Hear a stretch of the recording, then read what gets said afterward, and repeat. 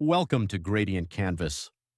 Today we're going to learn about bagging and random forests, how averaging a whole crowd of decision trees turns a shaky model into one of the most reliable in machine learning. Here's a puzzle from a game show. You're stuck and you have two lifelines. Phone one brilliant friend, an expert, and they'll get it right about 2/3 of the time. Or poll the whole studio audience, mostly non-experts, and they're right around 90% of the time. The crowd of amateurs beats the lone genius. That's not luck, it's a deep principle, and it's about to turn the shakiest model in machine learning into one of the most reliable ever built. Now meet our expert, a single decision tree. Give it enough depth and it can carve up your data to fit almost anything, genuinely powerful. But it has the same flaw as a lone pundit. It's overconfident and unstable. Nudge just a few training points and the whole tree redraws itself. Different splits, a completely different boundary. Brilliant and fragile. So the question is, can we keep the power of trees and fix the fragility by asking a whole crowd of them?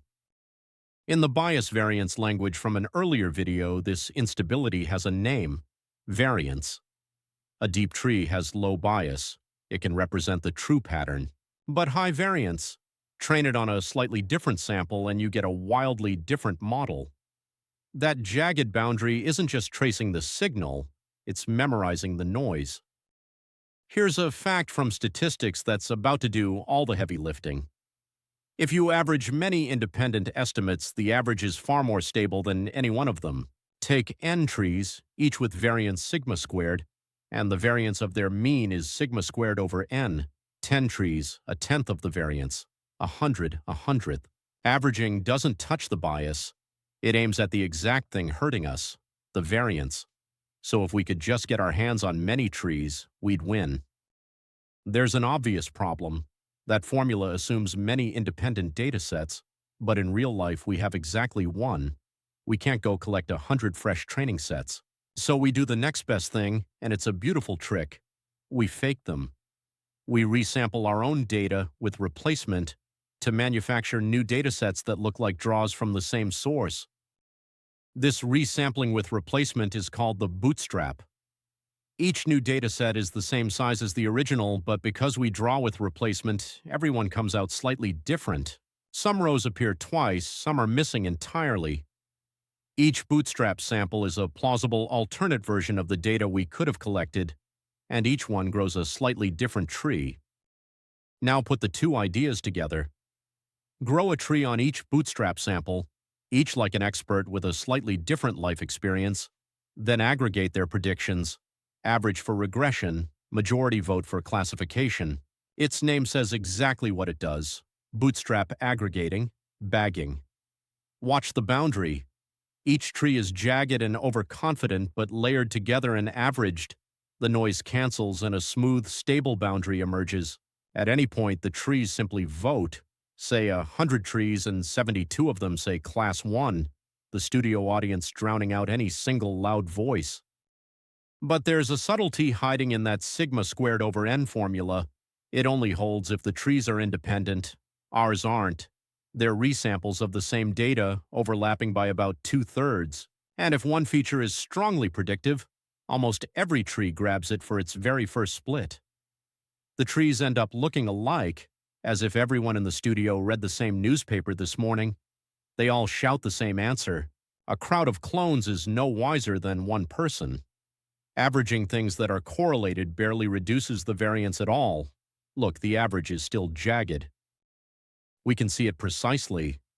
With correlation RO between the trees, the variance of the average becomes a rho sigma squared plus 1 minus rho over n times sigma squared. Now send n huge. The second term melts away to nothing, but the first term, rho sigma squared, does not budge. Correlation puts a floor under your variance, so to break through that floor, we don't need more trees, we need less correlated trees, lower rho, and the whole floor drops with it. This is the one idea that turns bagged trees into a random forest, and it's wonderfully sneaky. At every single split, instead of letting the tree see all the features, we show it only a random handful, say, the square root of the total. Sometimes the strongest feature simply isn't on the menu, So the tree is forced to find a different clue, like handing every audience member a different piece of the puzzle. Now they can't all parrot the same obvious answer. The trees stop copying each other, row drops, the variance floor drops with it, and the average finally comes out smooth. So here's the complete recipe. For each of, say, a few hundred trees, draw a bootstrap sample of the rows, grow a tree, but at each split consider only a random subset of the features and let it grow deep with no pruning. To predict, run the point through every tree and aggregate. Two sources of randomness, random rows and random features, plus one aggregation step. That is a random forest. And the bootstrap hands us a bonus for free. Each tree is trained on about 63% of the rows, which means roughly 37% get left out of its bag entirely. Where does 37% come from? The chance a given row is missed in one draw is 1 minus 1 over n. Over n draws, that's 1 minus 1 over n to the n, which converges to 1 over e, about 0.368. So every row was unseen by about a third of the trees. Ask only those trees to predict it, and you get an honest error estimate, the out-of-bag error, with no separate validation set at all. Random forests are the workhorse of tabular machine learning for good reason. Strong accuracy out of the box, almost no tuning, robust to noise, and every tree trains in parallel. You even get feature importances for free. The trade-offs? You lose the readability of a single tree. Hundreds of them aren't a flowchart anymore. Like any tree model, a forest can't extrapolate beyond the range of its training data, and when you need the last drop of accuracy, boosting often edges it out. But for a fast, reliable, hard-to-break baseline, the random forest is very tough to beat.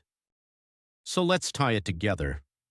One tree is powerful but high variance, a brilliant, unreliable expert. Average many trees and the variance falls, but only if they genuinely disagree. Bagging makes them differ by resampling the rows. A random forest makes them differ even more by randomizing the features at each split.